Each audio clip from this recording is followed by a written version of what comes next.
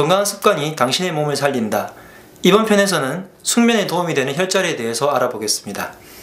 불면증이라는 것이 굉장히 사람을 괴롭게 만들고 또 고치기도 상당히 까다롭습니다.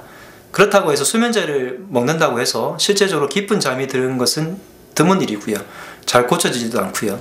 숙면을 취할 수 있는 여러 가지 환경을 조성을 해서 실제적으로 내가 이겨내서 숙면을 취하게 되면 불면증을 나중에 스스로 극복하는 것이 오히려 더 빠른 길입니다.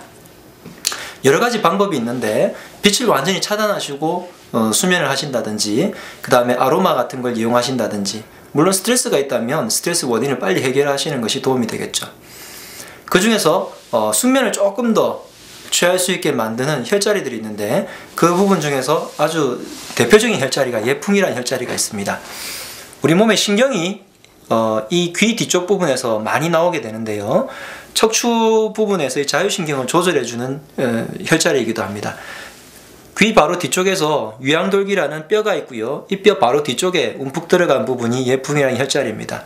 이 부분을 자극을 부드럽게 해주시고, 어떤 주머니 같은 거를 단단하게 만들어서 쌀 같은 걸로 채우셔가지고 이 부분에다가 부드럽게 해주신다든지, 아니면 아로마 같은 것을 수면에 도움이 되는 아로마, 진정시키는 아로마들 있죠. 그런 것들을 이 부분에 발라가지고 마사지를 해주시는 것도 도움이 되고요.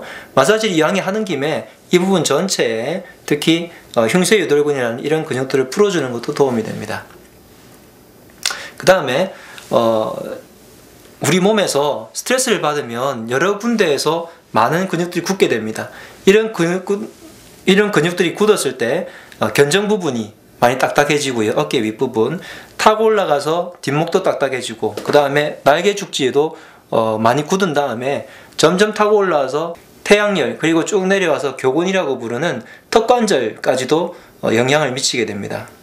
그렇기 때문에 이 부분들 근육들을 다 풀어주게 되면 숙면에 훨씬 더 도움이 되는데요, 그 중에서도 태양열이라고 부르는 관자놀이 이 부분을 자꾸 자극을 해주시고 부드럽게 마사지 해주셔가지고 풀어주시면 도움이 되겠습니다. 다음에 머리 쪽에서 직접적으로 이렇게 영향을 주는 것도 좋겠지만, 상대적으로 발바닥 부분을 많이 관리를 해주시면 굉장히 수면에 도움이 됩니다. 특히 발 쪽에서 용천이라고 하는 혈자리가 이 부분에 있는데요, 이 부분을 주먹을 쥐셔가지고 아주 세게, 사실 자기 주먹으로 엄청나게 세게 두드려도 그다지 많이 아프진 않습니다. 그래서 굉장히 강하게 대략 100번에서 500번까지도 두드려 주실 수 있으니까 그렇게 해주시고요.